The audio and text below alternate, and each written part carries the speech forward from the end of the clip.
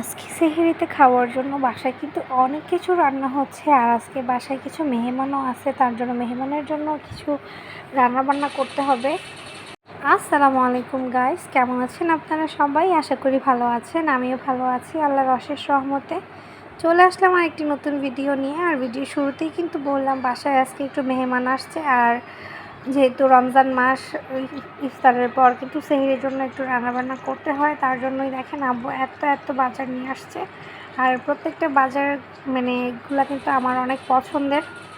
আর প্রথমেই কিন্তু দেখে দিলাম ভাজির আইটেমগুলো। আর এখানে কিন্তু আজকে 2 রকমের ভাজি হবে, একটা হইলো ভেন্ডি ভাজি আর একটা হলো করলা দিয়ে চিংড়ি মাছের ভাজি। আর এখানে কিন্তু আব্বু মাছও নিয়ে আসছে, দেখেন সুন্দর কত বড় বড়। আর মাছগুলো কিন্তু একদম তাজা ছিল। এখানে কিন্তু চেউ মাছ ছিল, চেউ মাছটা কিন্তু আমার অনেক পছন্দের, আমি অনেক পছন্দ করি চেউ মাছটা। দেখেন মাছগুলো একদম নড়তেছিল, আম্মু হাত দিয়ে দেখাইতেছিল। আমি দেখে পুরো ভয় পেয়ে গেছিলাম যে আমি কখনো এরকম জ্যাতা চেউ মাছ দেখি নাই। এই ফার্স্টে আমি জ্যাতা চেউ মাছ দেখলাম। আর মাছগুলো দেখে কিন্তু অনেক ভালো লাগতেছিল, একদম নড়তেছিল। আর এই যে এদিকে কিন্তু আমার মাছগুলো ভুনা করতেছিল, দেখেন পেঁয়াজ দিয়ে টমেটো দিয়ে। আর চেউ মাছের ভুনা কিন্তু আমার অনেক পছন্দ, আমি অনেক পছন্দ করি। আর শুধু যে চেউ মাছ ভুনা করছে তা কিন্তু নয়, চেউ মাছের পাশাপাশি কিন্তু আরও অনেক কিছু রান্না হবে।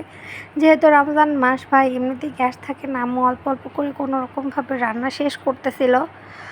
আর এই চেউ মাছটা কিন্তু আমাদের ঘরে খাওয়ার জন্য অল্প একটু রান্না করছে। আর মেহমানদের জন্য রান্না বান্না এখনও বাকি আছে, আম্মু আস্তে আস্তে সব গুছায় রান্না করবে। আর এই যে এখানে চেউ মাছটা বসায় আম্মু বাদ বাকি সব কাজ শেষ করবে। চেউ মাছটা কিন্তু প্রায় হয়ে গেছে, এখন জাস্ট ধনেপাতা দিয়ে আম্মু নামায় ফেলবে, এই যে উপর থেকে দিয়ে নামায় ফেলবে।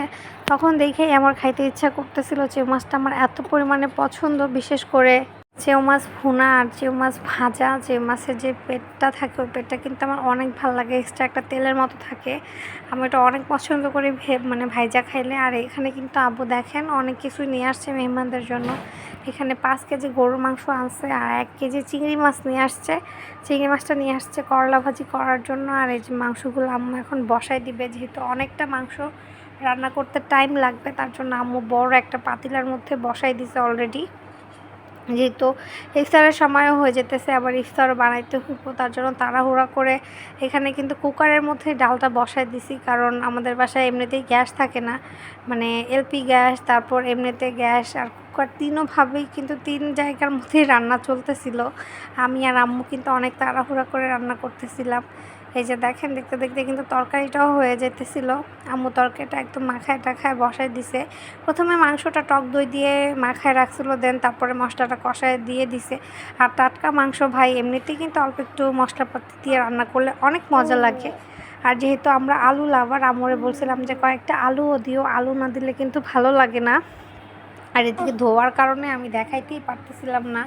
প্রথমে তো এক ভালো মতো মানে জালই ধরতেছিল না, মানে এত বড় পাতিলা ছিল আর গ্যাস ছিল একদম অল্প, মানে মনে হইতেছিল জালই লাগতেছিল না। আম্মু আর আমি তো টেনশনে পড়ে গেছি যে কিভাবে এত কম সময়ের মধ্যে এতগুলো রান্না আমরা শেষ করব। আর এদিকে কিন্তু গরুর মাংসটা হয়ে গেছে, আম্মু কিন্তু উপর থেকে জিরার ফাঁকি, তারপর একটু গরম মশলার গুঁড়ো টুড়ো দিয়ে নামায় রাখবে এখন। আর যখন খাবো তখন আম্মু ভালো করে জাল টাল দিয়ে নিবে, কারণ আরও অনেক রান্না বান্না বাকি আছে, আস্তে আস্তে সবগুলোই কমপ্লিট করতে হইব। দেখেন গরুর মাংসটার কালারটা কতটা সুন্দর হয়েছে, একদম লাল লাল ঝাল ঝাল হয়েছে মাংসটা। আর মাংসটা নামায় কিন্তু আম্মু যে এখানে ভাত বসাই দিছে বড় একটা পাতিলার মধ্যে।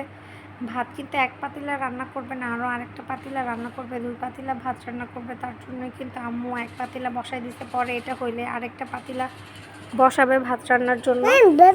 আর এই যে দেখতে দেখতে কিন্তু ভাতগুলো হয়ে গেছে। দেখেন আম্মু এক পাতিলার ভাত নামায় কিন্তু আরেকটা পাতিলা অলরেডি বসাই দিছিল। আমি যে পাতিলাটা দেখাইছিলাম ওটা সেকেন্ড পাতিলা ছিল। আর এই যে ডালটাও কিন্তু প্রায় অনেকটা হয়ে গেছে, জাস্ট এখন আম্মু একটু বাগার দিবে, বাগারের অপেক্ষায় আছে। আম্মু তো মানে অনেক টেনশন করতেছে যে কীভাবে এত কম সময়ের মধ্যে ভাই রান্নাবান্না কমপ্লিট হবে। আর এই যে এখানে গরুর মাংসটাও হইতেছিল, ভাত হইতেছিল, ডাল হইতেছিল, সবই হচ্ছিল। আম্মু এই ফাঁকের মধ্যে কিছু ছাদ থেকে দেখেন সবজি পায়রা নিয়ে আসছে, শাক নিয়ে আসছে কয়েকটা, এই মিষ্টি কুমড়া শাক দিয়ে। তারপর এই পাশে কিন্তু আম্মু প্লেটের মধ্যে কিছু সবজি কেটে রাখছিল, আমি দেখাই একটু আপনাদের। এখানে আলু আছে, টমেটো আছে, তারপর এখানে এই কাঁচামরিচ আছে, সিম আছে, বেগুন আছে, এগুলা দিয়া আর মিষ্টি কুমড়া দিয়ে কিন্তু শুটকি দিয়ে একটা তরকারি রান্না করবে। তরকারিটা খেতে কিন্তু অনেক মজা লাগে। কার কার পছন্দ সে আমাকে কমেন্টসে জানাবেন। আমার তো ভাই অনেক পছন্দ। আমার দাদির স্পেশাল এই ডিশটা আমি এত মিস করি। এখন তো দাদি নাই, কিন্তু আম্মু আমাদের মাঝে মধ্যে রান্না করে খাওয়ায়। তরকারিটা খেতে এত পরিমাণে ঝাল ঝাল লাগে।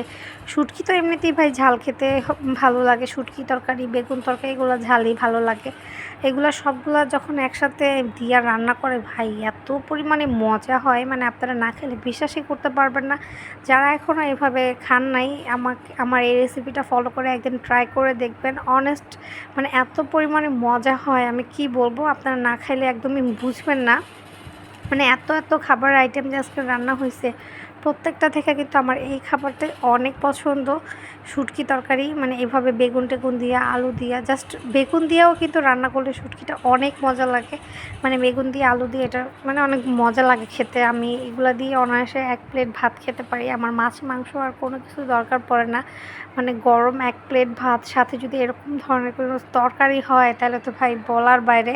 যেহেতু বাসায় মেহমান আসবে আর বাসায় অনেক কাজের চাপ, তাড়াহুড়ো করে সব কিছু করতে হইতেছে, মানে এক হাতে সব কিছু সামলানো লাগতেছে। রান্নাবান্না প্লাস ইফতারের আইটেম টাইটেম সব কিছু করতে হইতেছে। আবার ঘরটারও ভাই গুছানো লাগতেছে। মানে কি করব, একদিক দিয়ে ঘর গুছাইতেছি, একদিক দিয়ে কাজ আবার নষ্ট করতেছে। মানে ওরে নিয়ে তো ভাই আর পারি না, আমি কি করব বলেন।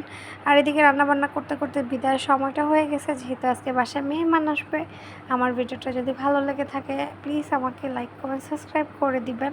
আর যারা এখনও সাবস্ক্রাইব করেন নাই তারা প্লিজ প্লিজ আমাকে সাবস্ক্রাইব করবেন, আমার পাশে থাকবেন। আর আমার যদি কোনো ভুল থাকে আমাকে কমেন্টসে জানাবেন যে কোথায় আমার ভুল হয়েছে, সেটা আমি সংশোধন করার চেষ্টা করব। আজকের জন্য এই পর্যন্তই। আল্লাহ হাফেজ।